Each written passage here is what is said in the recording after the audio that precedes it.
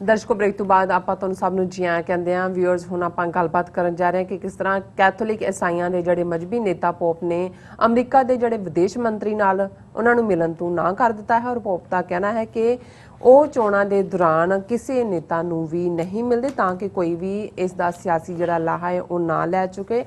और असली कारण यह है कि चीन फैक्टर है और ये फैक्टर की है इस बारे आप गलबात करन जा रहे हैं और नाल ही गुरबाणी जड़ियां विचारां उसकी तुहाडे नाल सांझ पाई जाएगी। सो असीं चाहांगे कि तुसीं साडे नाल इसे तरह ही बने रहना। देखण सुणन लई तुहाडा सब दा बहुत बहुत शुक्रिया जी। डॉक्टर साहब की कहना चाहोगे इस मुद्दे बारे? देखो, मैं हालांकि बहुत बार जी ऑर्डेन्ड प्रीस्टली क्लास है वो बेशक किसी भी थां ते जदों एक एस्टैबलिशमेंट जां जिथे ताकत इकट्ठी हुंदी है मजहबी जां धार्मिक नां दे थल्ले, सो उन्हां दी अपनी नैगेटिविटी दी, करप्शन दी, एक्सप्लॉयटेशन दी जां हेजेमनी दी हिस्टरी भी है।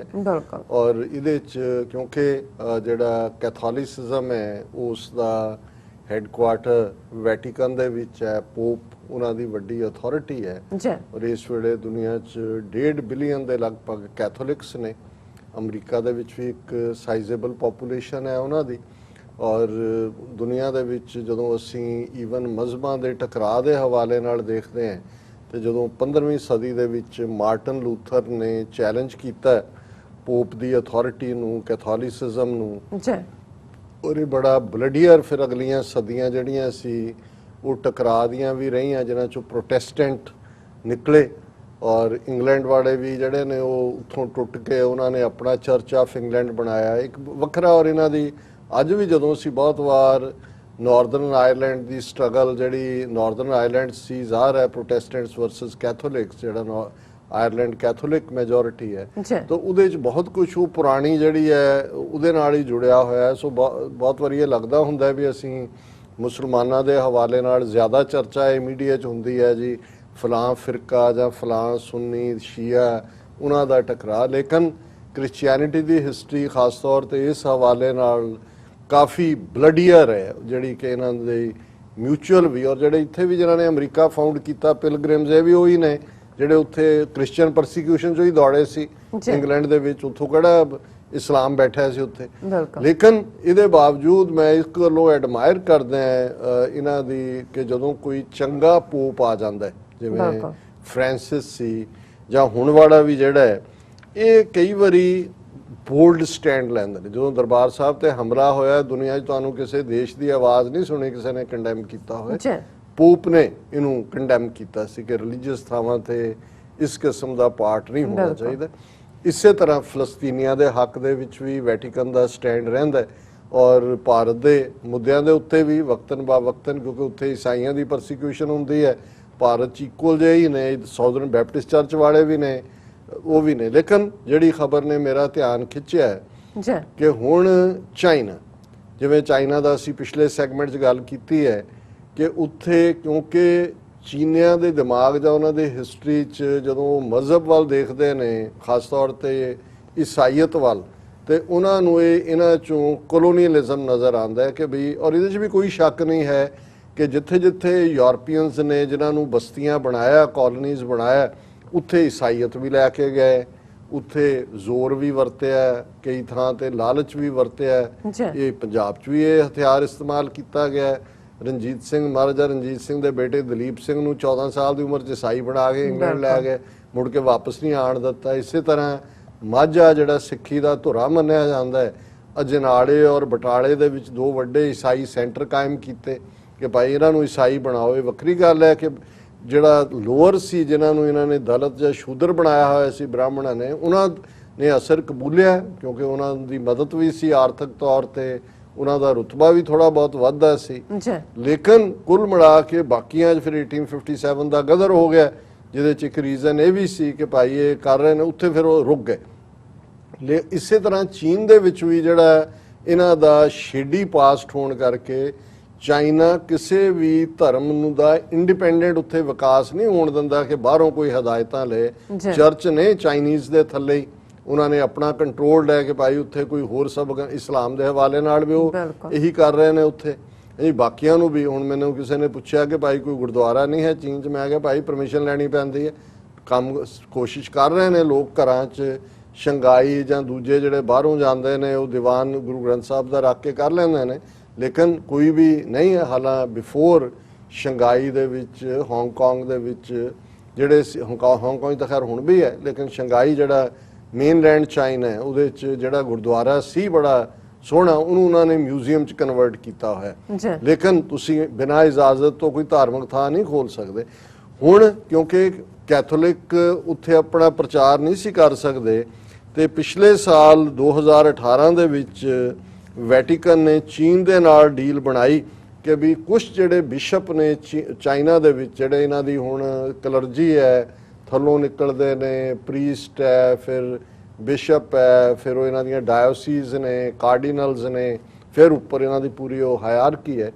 ਤੇ ਇਹ 2018 ਚ ਐਗਰੀਮੈਂਟ ਇਹਨਾਂ ਨੇ ਕੀਤਾ ਚੀਨ ਦੇ ਨਾਲ। ਚੀਨ ਨੇ ਵੀ ਕਿਹਾ ਵੀ ਚਲੋ ਥੋੜੀ ਬਹੁਤ ਅਪਰੂਵਲ ਵੀ ਰਹੇ ਕਿ ਉਹਦੇ ਚੋਂ ਇਨਵੋਲਵ ਕਰਨਗੇ ਵੈਟੀਕਨ ਨੂੰ। ਹੁਣ ਅਗਲੇ ਮਹੀਨੇ ਨਵੰਬਰ ਦੇ ਵਿੱਚ ਇਹ 1 ਸਾਲ ਦੀ ਡੀਲ ਸੀ, ਉਹਨੂੰ ਰੀਸਾਈਨ ਕਰਨਾ ਹੈ ਔਰ ਪੋਪ ਉਹਨੂੰ ਅੱਗੇ ਤੋਰ ਰਿਹਾ।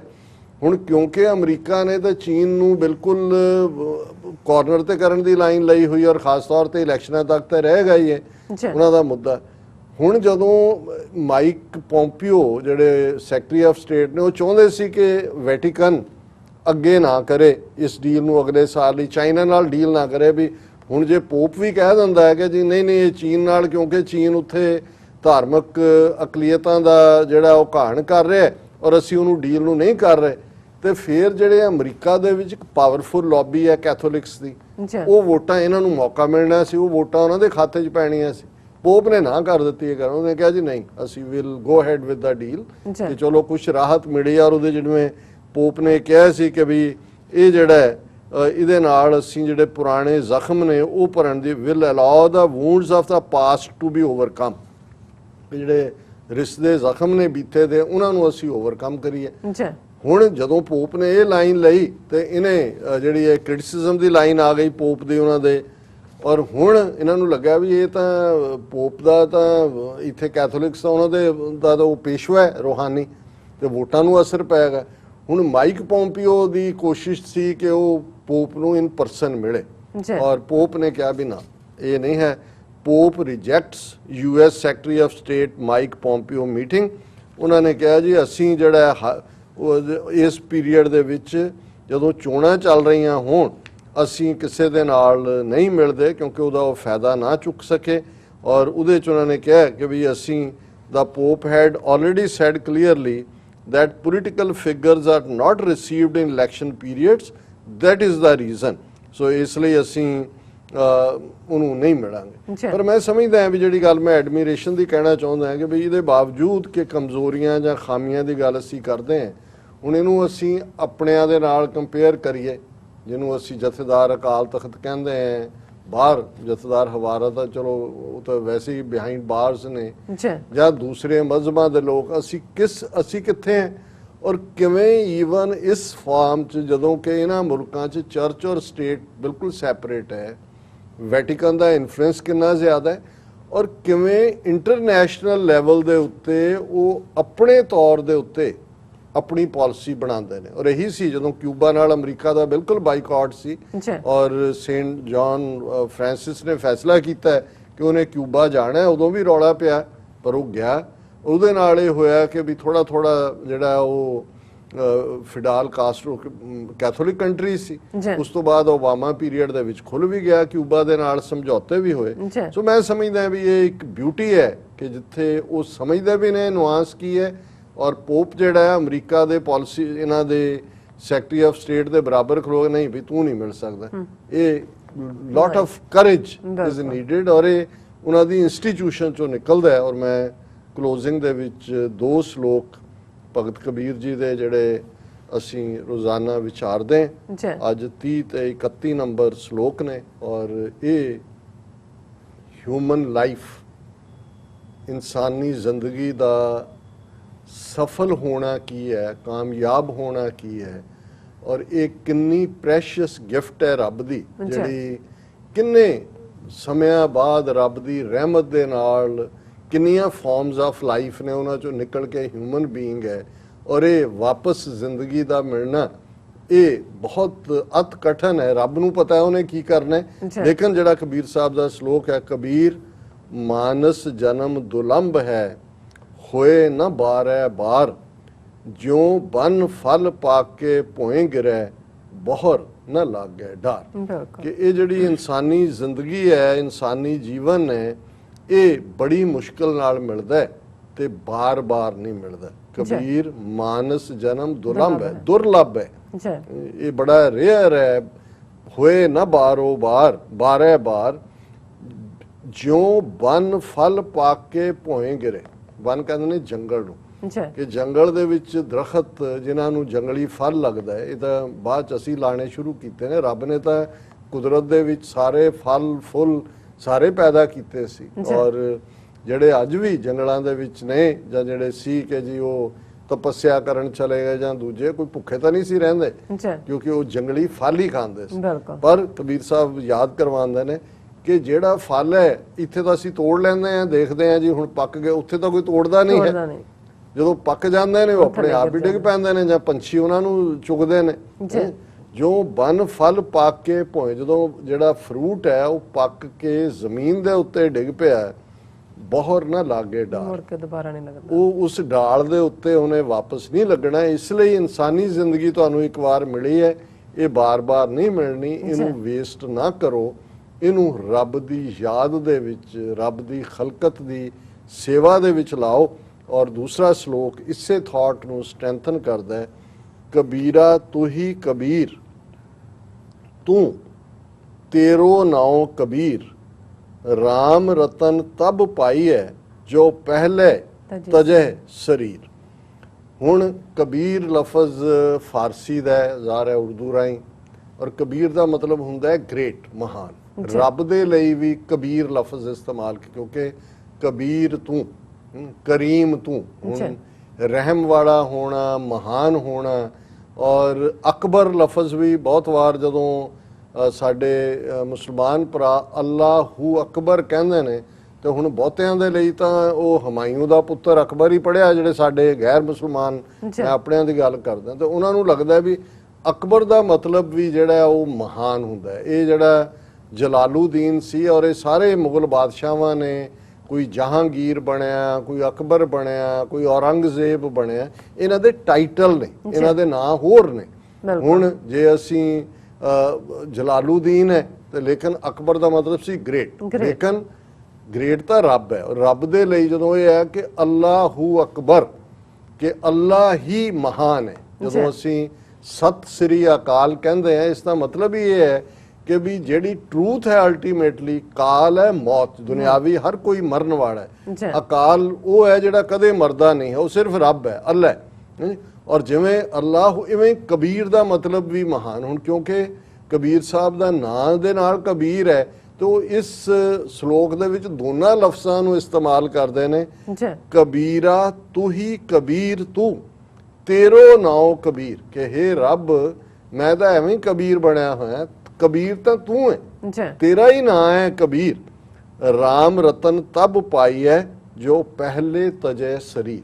ਹੁਣ ਉਹ ਆਪਣੇ ਆਪ ਨੂੰ ਸਮਝਾ ਰਹੇ ਨੇ, ਪਹਿਲਾਂ ਰੱਬ ਨੂੰ ਕਬੀਰ ਕਹਿ ਕੇ ਸੰਬੋਧਨ ਕਰਦੇ ਨੇ, ਫਿਰ ਆਪਣੇ ਆਪ ਨੂੰ ਕਹਿੰਦੇ ਨੇ ਕਿ ਭਾਈ ਇਹ ਜਿਹੜੇ ਸਰੀਰ ਦਾ ਮੋਹ ਹੈ, ਸਰੀਰ ਦੀ ਪਕੜ ਹੈ, ਇਹ ਦੁਨਿਆਵੀ ਪਿਆਰ ਹੈ ਤੇਰਾ ਆਪਣੇ ਵਜੂਦ ਦੇ ਨਾਲ, ਆਪਣੀ ਅਹਮ ਹੈ, ਜਦੋਂ ਤੱਕ ਤੂੰ ਇਹਨੂੰ ਨਹੀਂ ਛੱਡੇਗਾ ਤਾਂ ਤਜੈ ਸਰੀਰ, ਜਦੋਂ ਤੱਕ ਤੂੰ ਇਸ ਮੈਂ ਮੇਰੀ ਚੋਂ ਬਾਹਰ ਨਹੀਂ ਨਿਕਲੇਗਾ, ਰਾਮ ਰਤਨ ਤਬ ਪਾਈ ਹੈ। ਇਹ ਜਿਹੜਾ ਜੂਲ ਹੈ ਰੱਬ ਦੇ ਨਾਂ ਦਾ, ਇਹ ਤੈਨੂੰ ਤਾਂ ਹੀ ਨਸੀਬ ਹੋਏਗਾ ਜੇ ਤੂੰ ਆਪਣੀ ਮੈਂ ਦੇ ਮੋਹ ਨੂੰ ਮਾਰ ਲਏਗਾ, ਆਪਣਾ ਆਪਾ ਖਤਮ ਕਰ ਲਏਗਾ, ਤੇ ਫਿਰ ਹਾਲਤ ਇਹ ਹੋ ਜਾਂਦੀ ਹੈ ਕਿ ਤੂੰ ਕਰਤਾ ਤੂੰ ਭਇਆ, ਮੁਝ ਮੇ ਰਹਾ ਨਾ ਮੂੰਹ, ਜਬ ਆਪਾ ਪਰਕਾ ਮਿਟ ਗਿਆ, ਜਤ ਦੇਖਾਂ ਤਤ ਤੂੰ। ਕਿ ਜਦੋਂ ਤੱਕ ਤਾਂ ਅਸੀਂ ਮੈਂ ਕਰਾਂਗੇ, ਉਦੋਂ ਤੱਕ ਤਾਂ ਫਸੇ ਰਵਾਂਗੇ ਇਸ ਚੱਕਰ ਦੇ ਵਿੱਚ।